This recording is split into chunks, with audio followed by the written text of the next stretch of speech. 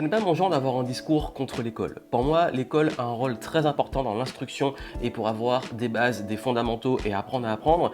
Mais il se trouve que quand on prend la direction de l'entrepreneuriat, qu'on crée son entreprise et qu'on veut la développer, il y a des choses qu'on apprend à l'école qui finalement deviennent des vrais freins pour la suite. Parce que comme je dis souvent, l'école, oui, elle apporte l'instruction, mais pas assez d'éducation sur ce qui permet de réussir dans le business. Et quand je me suis lancé, quand j'ai lancé ma boîte pendant que j'étais étudiant, je me suis rendu compte que j'ai dû désapprendre. J'ai dû désapprendre 4 choses, 4 réflexes et 4 choses qu'on apprend énormément à l'école, mais qui dès qu'on devient entrepreneur ne sont plus viables et même deviennent des gros freins. Et aujourd'hui, on va en parler. Voici les 4 mensonges qu'on vous enseigne à l'école et qui sont contre-productifs quand vous prenez la voie de l'entrepreneuriat. Bienvenue ici Joanne Yangting et comme vous le savez, sur cette chaîne YouTube, on parle entrepreneuriat, business de façon décomplexée et aussi je partage avec vous des conseils, des leçons pour pouvoir passer au niveau supérieur.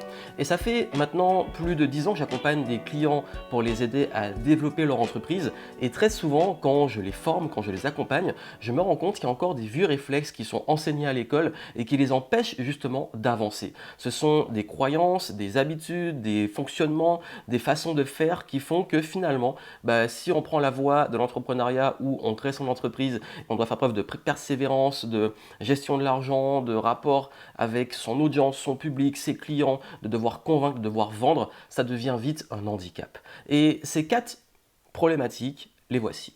Quand j'ai décidé de devenir entrepreneur, j'étais en école de commerce, donc j'étais étudiant. Et j'ai fait de longues études, je suis content d'avoir fait des études, j'en suis même fier et je suis heureux d'être allé au bout, j'ai appris beaucoup de choses. Mais c'est vrai qu'une fois dans le bain, j'avais encore des façons de faire, des façons de raisonner, un état d'esprit qui était contre-productif. Et à force de côtoyer d'autres entrepreneurs, des mentors, d'être accompagné, de me former, voici les 4 réalisations que j'ai eues et les 4 choses que j'ai vraiment dû changer.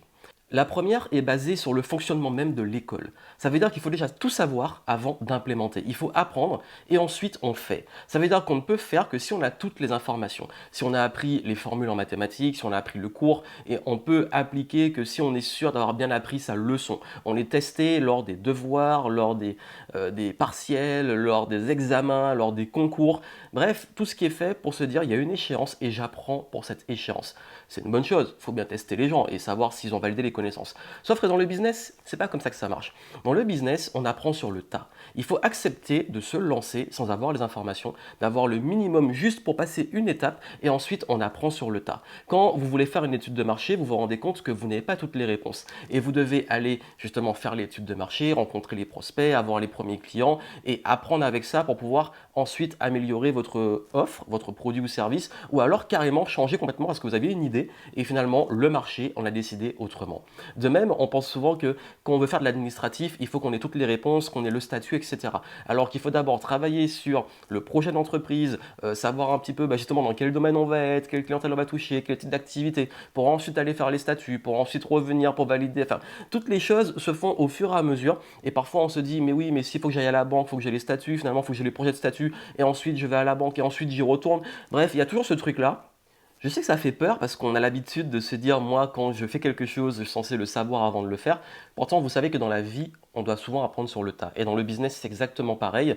Et on est obligé de se former, d'apprendre en même temps qu'on fait les choses. Et c'est pour ça que je dis souvent, n'attendez pas le perfectionnisme, n'attendez pas d'avoir tout pour pouvoir commencer. Commencez et apprenez sur le terrain parce que sinon, vous n'allez jamais rien faire. Ça me fait penser que quand j'étais à l'université de Berkeley en Californie, les cours étaient différents. Ça veut dire qu'on apprenait les cours et ensuite on exécutait et on corrigeait avec les professeurs. Contrairement où en France, là on va plus faire le cours avec le prof et ensuite faire le travail à la maison.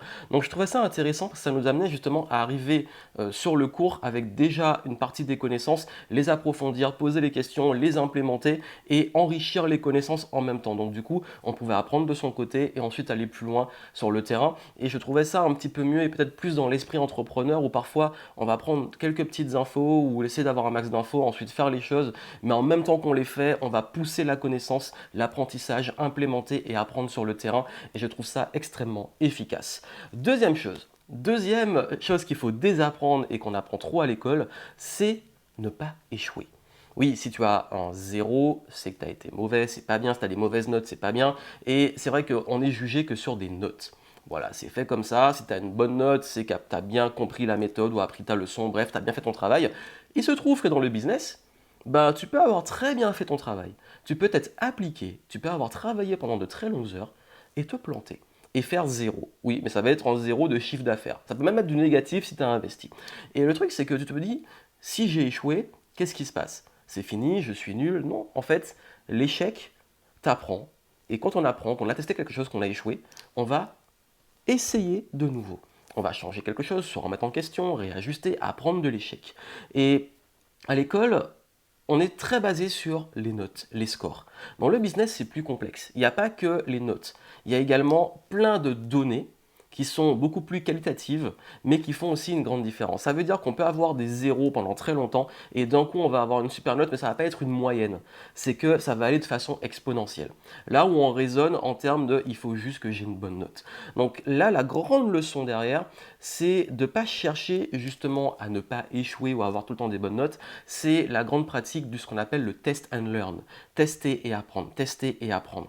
Et c'est ce qui est appliqué dans la méthode Lean, Lean Startup qui est un excellent livre, mais la méthode Lean, c'est justement qu'on implémente, on teste, on voit ce qui se passe, on voit les résultats et on ajuste. Ça veut dire que l'aversion à l'échec qu'on peut avoir dans laquelle on nous a formaté dans l'éducation classique, finalement dans le business, elle fait partie du processus et on apprend qu'on est obligé même d'échouer pour pouvoir avancer. Donc si vous avez peur de l'échec, le gros problème c'est que vous ne pouvez pas devenir entrepreneur parce que vous allez avoir des échecs. Au contraire, ne voyez pas l'échec comme une finalité, voyez-le comme une façon d'apprendre et un test. Moi je parle de test. Aujourd'hui encore, je teste des choses, parfois j'investis beaucoup, je mets en place des choses, ça se plante, mais c'est pas grave parce que je sais que c'est grâce à ça que je vais apprendre, remettre en question, faire une autre tentative et ça va fonctionner. Et parfois, il faut beaucoup d'échecs jusqu'à avoir des résultats, mais ça fait partie du process.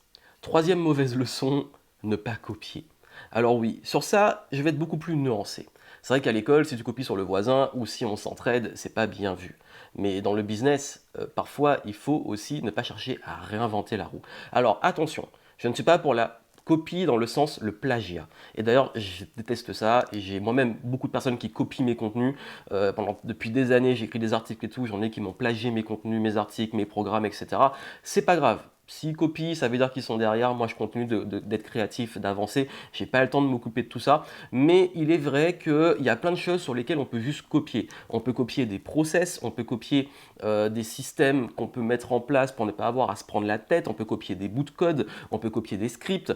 Et tout ça, en fait, c'est beaucoup plus intelligent de les choses qui sont, on va dire, standards ou les choses sur lesquelles on ne va pas réinventer la roue, comme les argumentaires de vente, comme les process dans différents pans du business, que ce soit la création de contenu, que ce soit la gestion du business, comment déléguer, les outils, etc. Il y a des choses, il ne faut pas réinventer la roue et parfois il suffit de copier ce qui marche juste dans les process et ensuite les adapter. C'est pas juste copier-coller et puis se dire ça va marcher comme ça. Par exemple, copier-coller un script, je donne des scripts de vente, des scripts de contenu, etc. Le but n'est pas de copier-coller le script ou copier-coller le contenu, c'est de prendre le script et l'adapter à ses contenus et ça c'est beaucoup plus intelligent. De même, cherchez pas à créer des choses ultra innovantes. La créativité, c'est prendre différentes choses, les assembler et créer à partir de ce qui existe. Donc l'idée n'est pas de plagier, pas faire un copier-coller, mais de s'inspirer. C'est d'avoir des sources d'observation, d'analyse, des systèmes qui sont déjà en place, qui fonctionnent, et du coup vous allez beaucoup plus vite. C'est pour ça que dans mes programmes, je donne des choses qui je me dis, une fois que vous avez compris ça, vous pouvez le copier le script, le framework, etc. et le réutiliser, l'adapter à votre sauce et vous gagnez énormément de temps. Et le dernier point, c'est bien entendu la grande motivation quand on va à l'école, pour être passé par là, c'est qu'on dit si tu as un bon diplôme, si tu as des bonnes notes, tu auras un bon travail, tu vas être bien dans la vie, et ton but c'est d'arriver au diplôme, d'arriver à une validation. Dans l'entrepreneuriat, c'est pas du tout le cas. Et d'ailleurs, je vais reprendre l'une des phrases clés de Robert Kiyosaki, qui enseigne l'indépendance financière, l'intelligence financière et surtout l'éducation financière, dans le livre notamment Père riche, Père pauvre. Et il explique, ne travaillez pas pour l'argent, travaillez pour apprendre. Et c'est vrai qu'à l'école, on dévalorise l'apprentissage. En tout cas, quand on y est, on ne voit pas l'intérêt justement d'apprendre. Pourquoi? Parce qu'on apprend plein de choses où on ne se rend pas compte tout de suite de l'application. Je vous rassure, ce n'est pas grave. Parce que comme j'ai dit, j'ai pas un discours anti-école et je sais qu'il y a plein de choses qu'on apprend où on ne voit pas l'intérêt. Par exemple, ceux qui n'aiment pas les mathématiques, on ne va pas prendre des carrières scientifiques, mais on apprend les raisonnements logiques. On apprend en français à structurer un argumentaire, à argumenter, à analyser des argumentations, à analyser les textes, à avoir une capacité d'analyse, de logique, etc. Ce qui développe certaines formes d'intelligence. Alors oui, certains vont plus galérer que d'autres parce que nous sommes tous différents. Mais ce qu'il faut retenir, c'est que L'école ne sert pas juste à apprendre des choses concrètes, ça sert à apprendre à apprendre.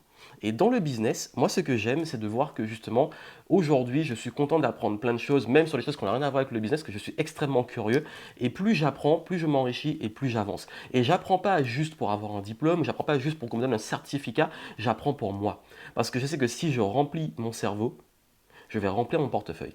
Parce que la meilleure des indépendances financières et la meilleure façon de réussir en business, c'est d'apprendre, devenir autonome. Quand vous maîtrisez la vente, quand vous maîtrisez l'art de convaincre, quand vous maîtrisez l'argent, quand vous maîtrisez le marketing, toutes ces compétences qui sont clés dans la réussite business, quand vous les maîtrisez, peu importe le projet que vous allez avoir, les projets que vous allez développer, c'est déjà en vous et du coup vous pouvez rebondir.